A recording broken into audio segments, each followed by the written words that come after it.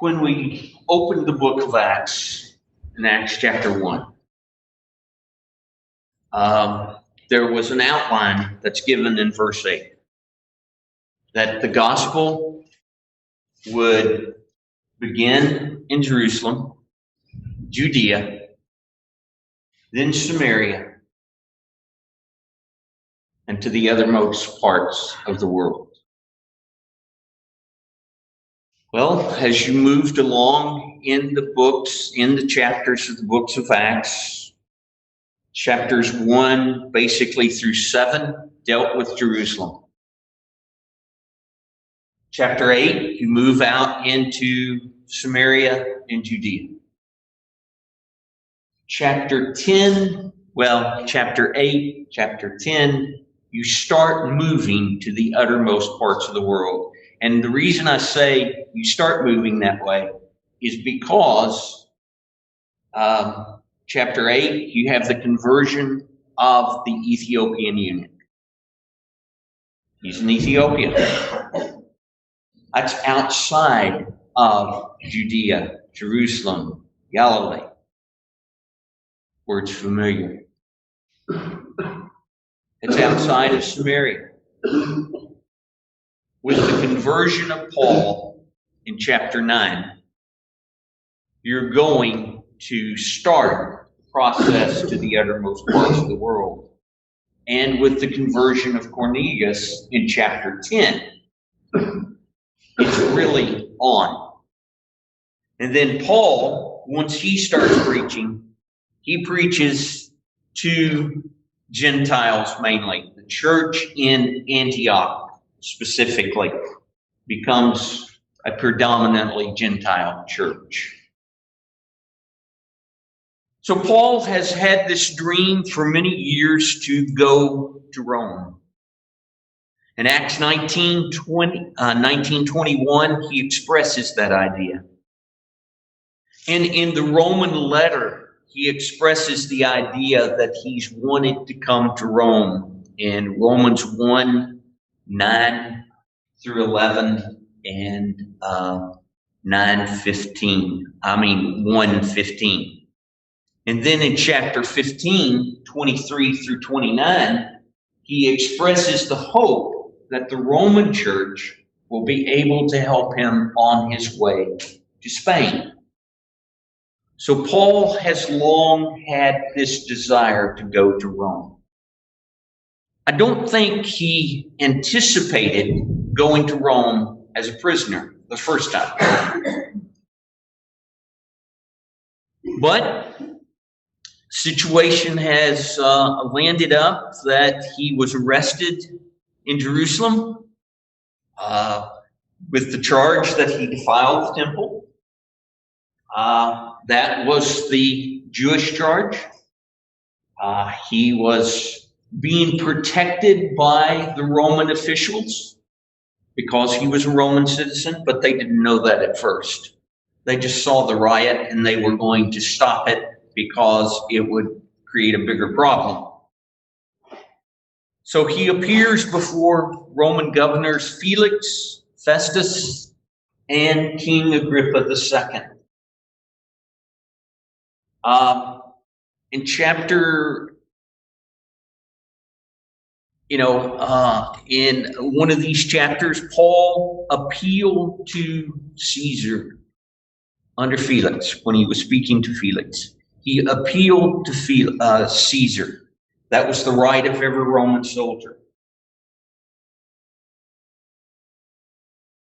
So he appears before Festus and Agrippa, which was talked about last week.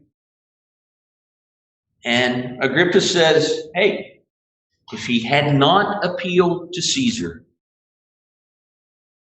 we could let him go. So he's an uncondemned man, but he has appealed to Caesar. So now Festus delivers him into the hands of a centurion named Julius of the Augustan cohort.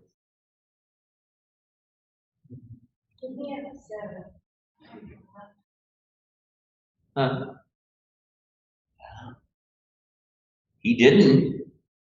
I think at this point, yes, I'm going to present. Well, Acts 23:10 plays into that, I think. There's a promise to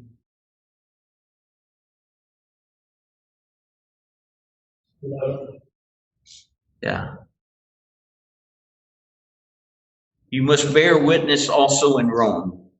So at that point, Paul was promised that he was going to Rome. I was thinking there was another place that says he must present, maybe that's in this chapter, that he must present, appear before Caesar.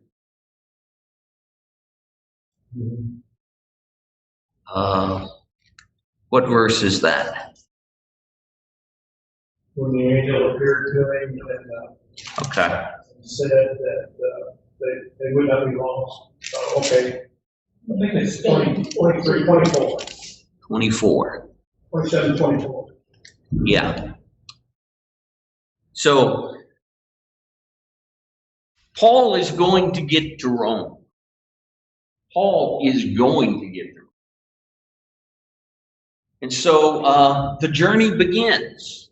He's delivered into the hands of the centurion named Julius of the Augustan cohort. We know nothing of that cohort. It may just simply mean the emperor's cohort, a special group of soldiers that were dedicated to the emperor, were on call for the emperor. Maybe this is a suggestion that Julius was the centurion of the soldiers that brought Festus to Caesarea. And so he's got to go home. He's got to go back to Rome. So maybe that's why Paul was delivered to this centurion. We don't know that. That's just speculation. But this guy as a Roman centurion takes a liking to Paul. Notice that when they get to Sidon, he allows Paul to go and visit his friends. Later on in the chapter, he will make efforts to keep Paul alive. When the soldiers determine that they're going to kill all the prisoners, he determines to keep Paul alive. He also listens to Paul's advice about what the sailors are doing. So he takes note of Paul. And Paul is accompanied by two of his friends, Luke and Aristarchus. Luke is called the beloved physician in Colossians 4:14. In 2 Timothy, Paul makes the comment, and this is in his last Roman imprisonment, only Luke is with me. In another place, he is called a fellow co-worker for the gospel.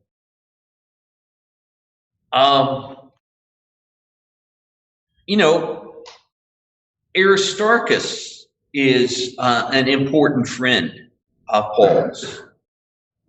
In Colossians 4:10, he is called a fellow prisoner. Philemon 1:24, a fellow worker. In Acts 19:29, he is dragged into the riot at Ephesus. He accompanies Paul on his way to Jerusalem with the gift in Acts 20, verse 4. And he is from Thessalonica. It may be that Luke and Aristarchus were presented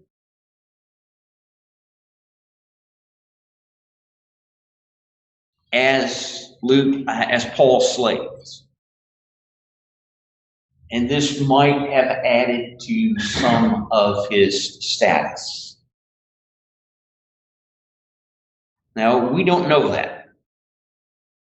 We just, there's two books written in the late 1800s that every commentator continues to refer to about this chapter in the book of Acts. The titles of them are The Voyage and Shipwreck of St. Paul by James Smith. And the other one is St. Paul, the Traveler and Roman Citizen by Sir William Ramsay.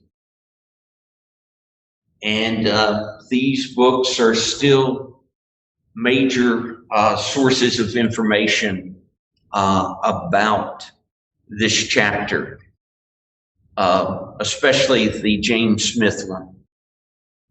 He was a sailor in that time period, and he studied the ancient Mediterranean sea trade. He even lived on Malta for a winter, so he was familiar with all this stuff. Okay, so they deliver Paul into the hands of Julius. He's accompanied by Aristarchus and Luke. And he's accompanied by other prisoners. Sorry about that. These other prisoners, some may be in the situation that Paul was in. They had appealed to Caesar. But most likely, these guys have already received their sentence, a sentence of death, and they're going to appear in the arena games, either to face gladiators or to face the wild animal. And this is the source of entertainment for the Roman population, to watch these criminals die in some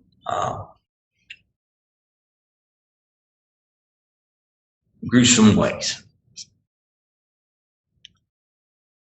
So they set sail on a ship from Atonement. This is a town in Mysia, in Asia Minor, and it's between Troas and Pergamus. It's known for its harbor. It was known for its shipbuilding. It was likely on its last voyage of the season before winter sets in. It's on its way home. Most trading vessels of the time period and most sea travel of the time period was along the coast. There was a dread of being out on the open sea. So they would sail, even though it may be shorter distance to sail across the open sea, they didn't like that. So they sailed close to the shore.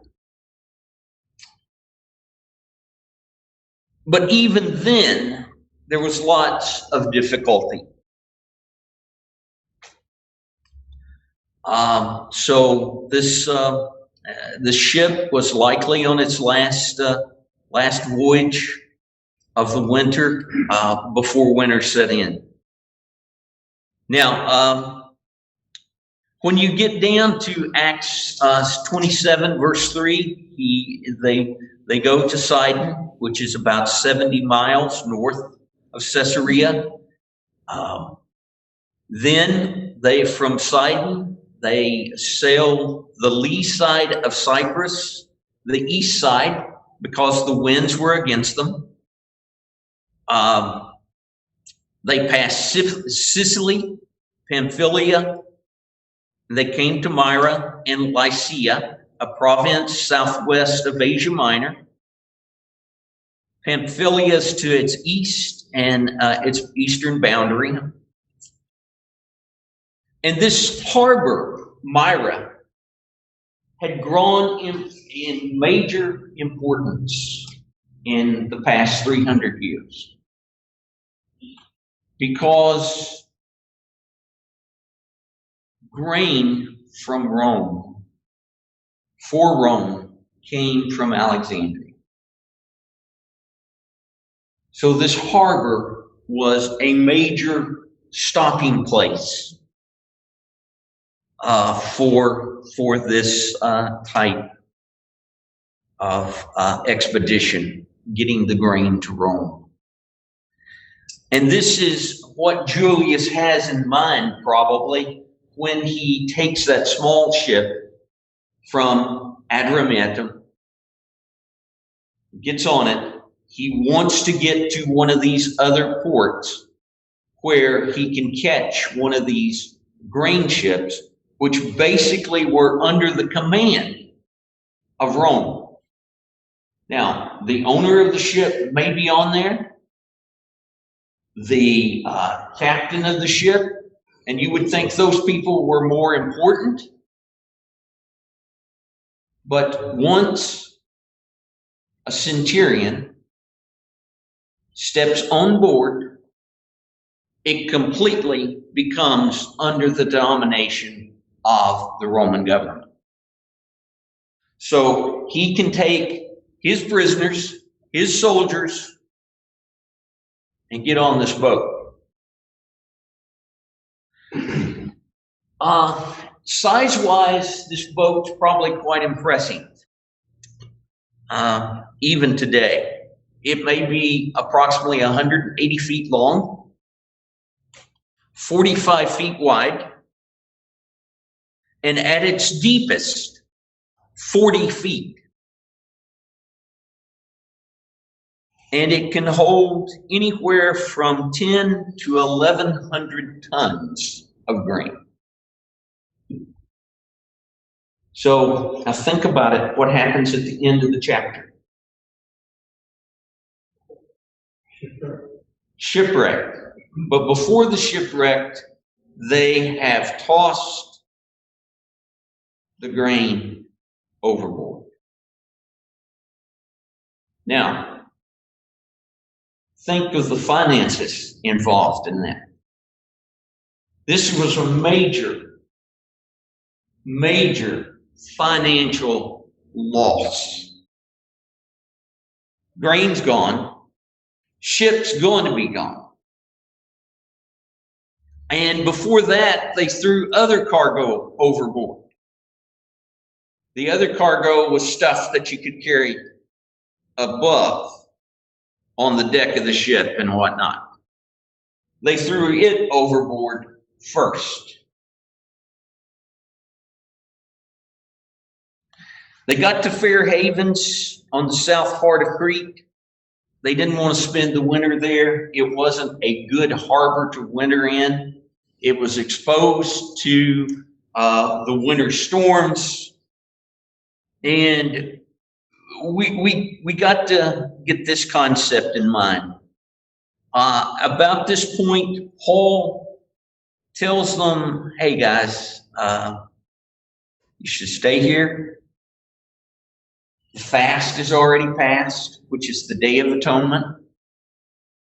And there's a period from September the 14th to November the 11th that it's dangerous to sail on the Mediterranean. It's dangerous, but not impossible. After November the 11th to March the 10th, it is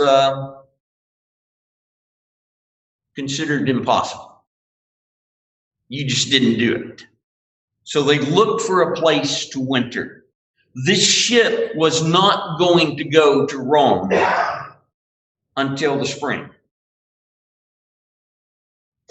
Also, March the 11th through May the 26th was also not considered a good time to sail on the Mediterranean. So if this is in AD 59, the fast had occurred on October the 5th. It was the Day of Atonement. If it is in AD 60, the Day of Atonement had occurred on September the 23rd. Both are passed into midway into that period of September the 11th through November. That dangerous season of sailing across the Mediterranean.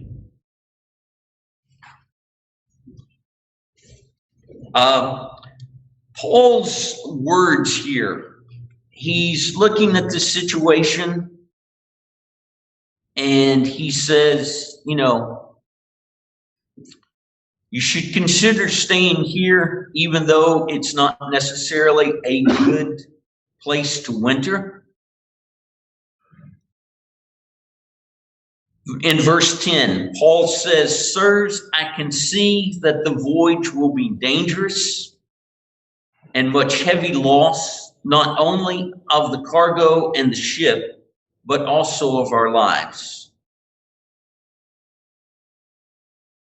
At this point, Paul hasn't received a revelation from God that those on board with him will be saved. He's already been told in Acts 23:10 he's going to Rome. He's going to get to Rome.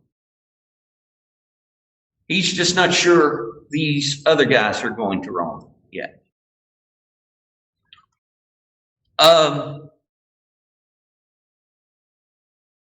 Paul is not necessarily speaking with prophetic insight here. By this point, he has logged at least 3,500 sailing miles at this point in his life. And at this point in his life, according to 2 Corinthians 11:25, he has already been shipwrecked 3 times. So he's saying, look,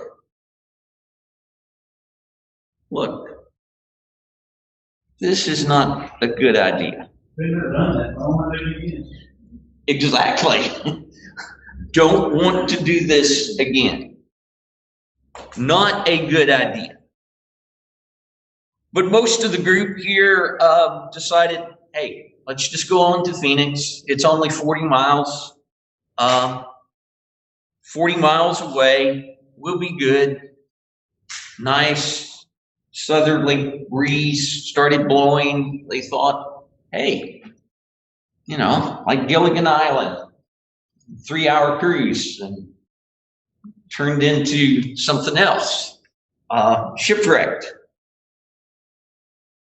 I don't know if this northeastern wind is given a name in your version of the Bible. My version just says northeaster. Some versions of the Bible may call it Euroclidean or Euroclidean. And this was a scary wind. This was a scary wind. And at this point, the sailors on this ship are losing their minds.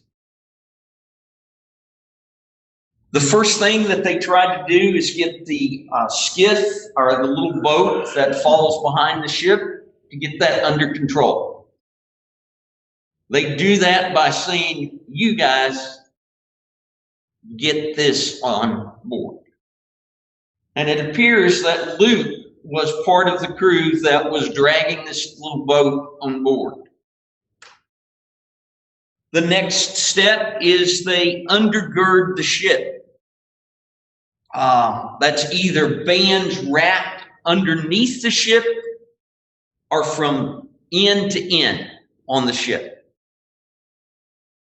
And the language that is used here is the language of a doctor. He actually says bandage the ship.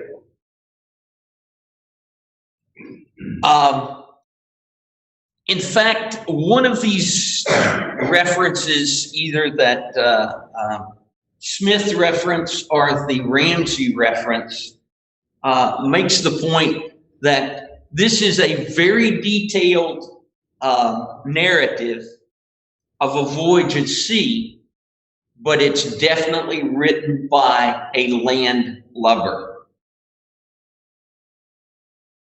It's very accurate, he says, but definitely written by someone who would prefer not to be there.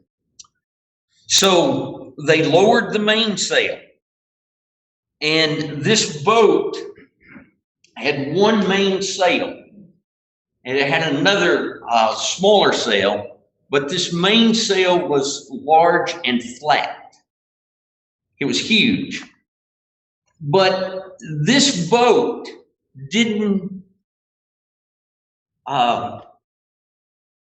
couldn't sail into the wind.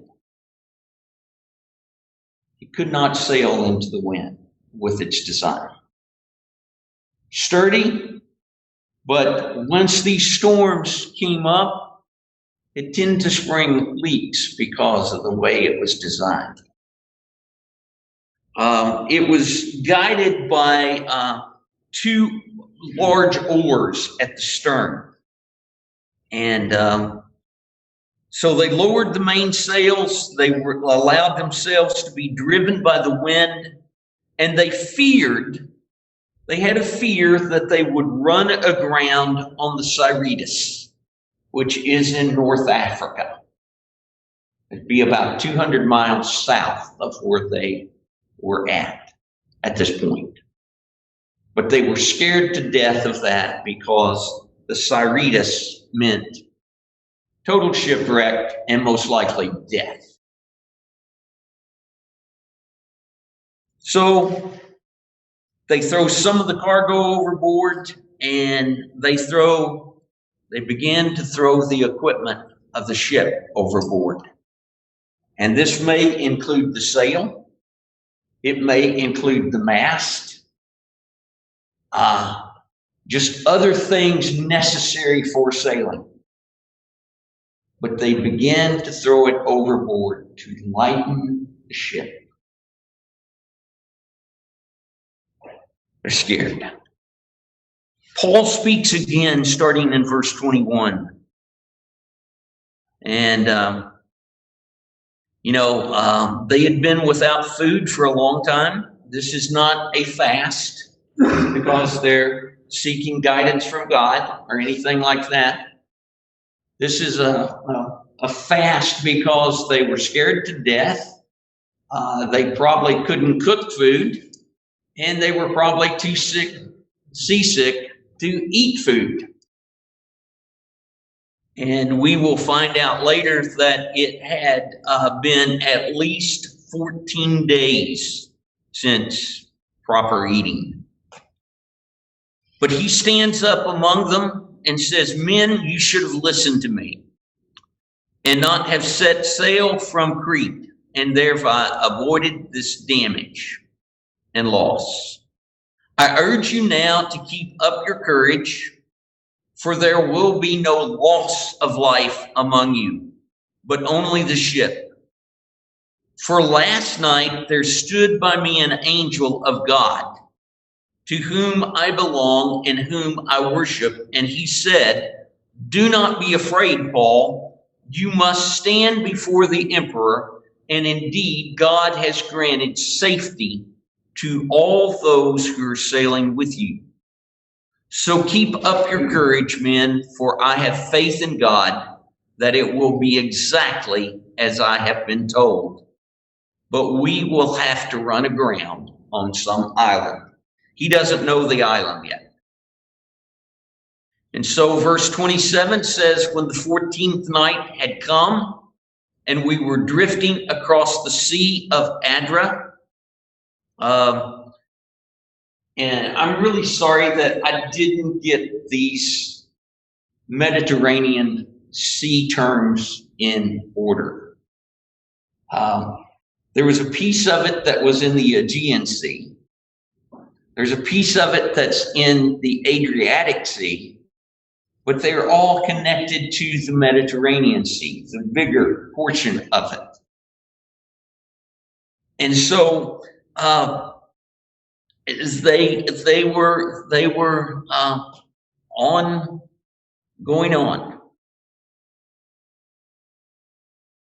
But I think the Adriatic Sea is between the arm that reaches up to Sicily, part of the Italian peninsula. But they're in this area, and so they began to note that, okay, we're approaching land. And Paul encourages them to eat. Now, this is not communion. You will see some commentators kind of lead you to that path, but he does do some communion activity. He blesses the bread, and he tells them, But let's notice that up in verse 29 and 30, that the sailors try to escape. Paul tells the centurions, don't let them do this. So they go and cut that boat and let it drop off into the water. Now, there's practical reasons for Paul saying this.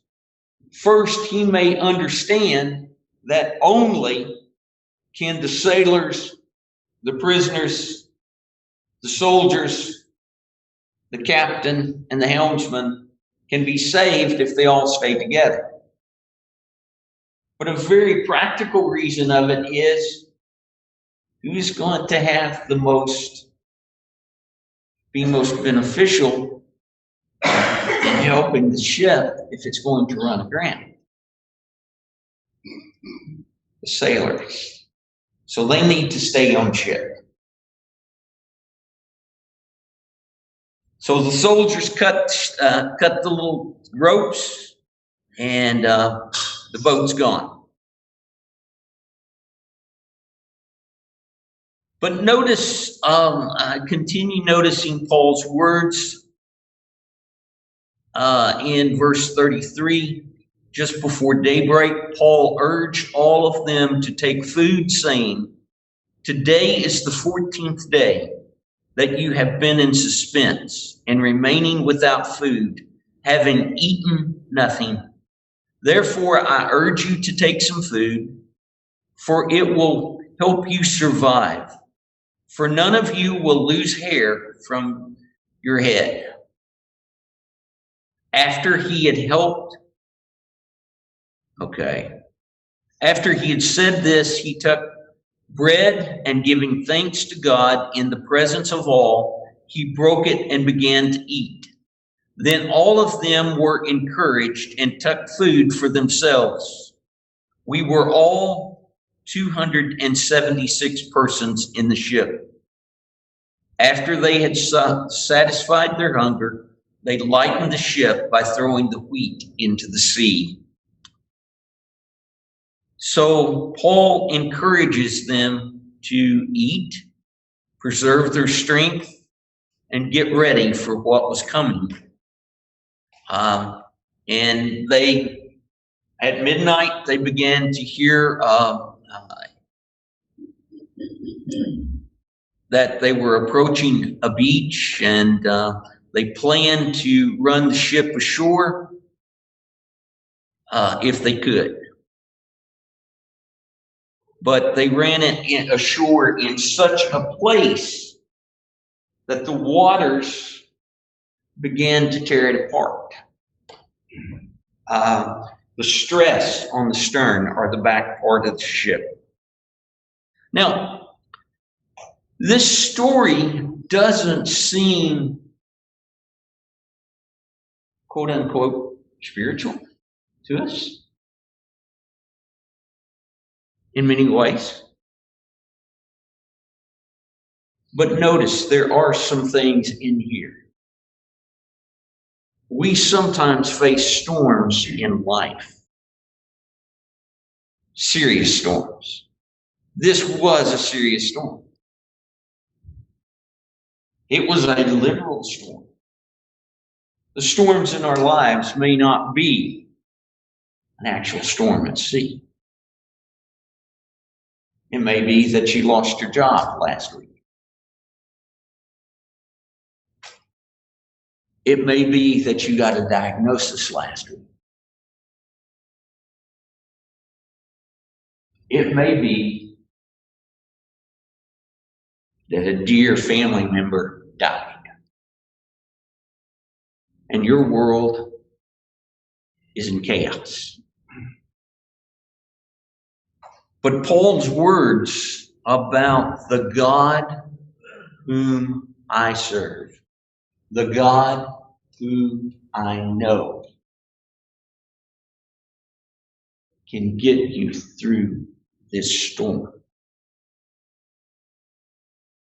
And that's the piece of it, that spiritual aspect of it that we might need to see. That God protects. God protects in the storm. He guides in the storm. Now, will you still suffer loss in the storm? Maybe. Maybe not. In here, they suffered a major loss. If there was 10 to 11, what did I say? 100 tons of wheat on that ship. Not only the value of the ship, but the value of the grain once it got to Rome. So that may happen. But God can still be with you and guide you and help you through that situation. Yes, Bruce?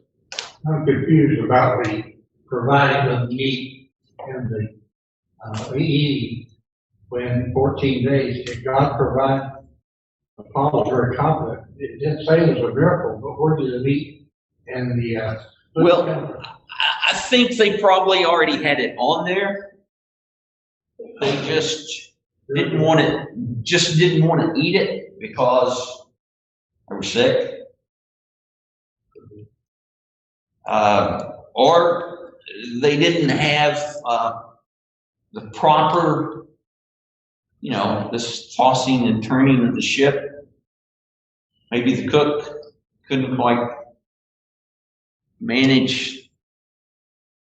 I was thinking maybe God provided it at some point because Paul's confidence in what God could do, that he could save them, and maybe it was a miracle.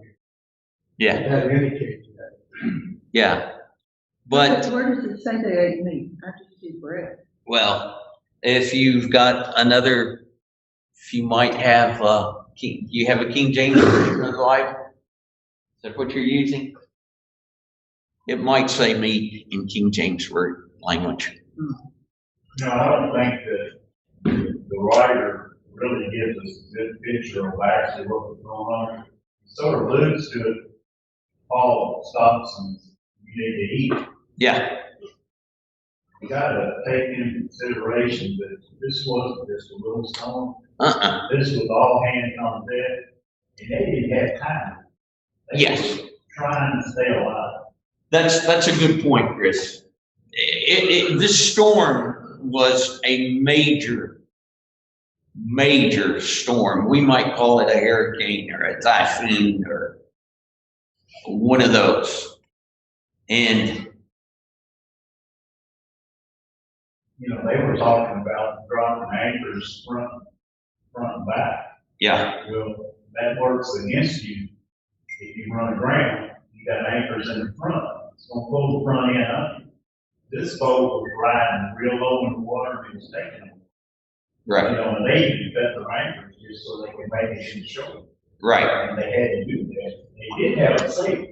So, Yeah, there was a extra sail on there, but it wasn't that big main sail of it.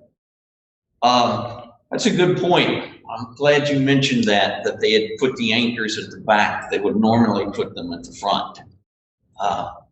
So this was a serious situation, and whoever has next week's is going to take you to Malta and into Rome.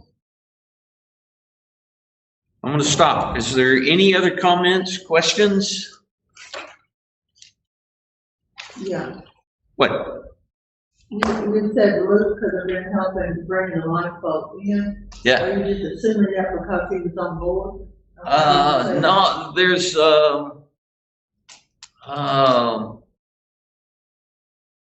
some versions of the Bible say we, with great difficulty, I brought it aboard.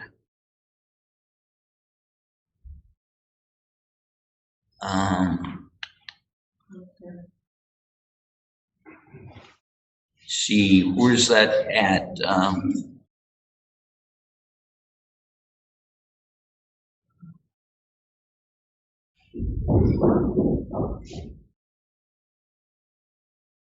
Okay.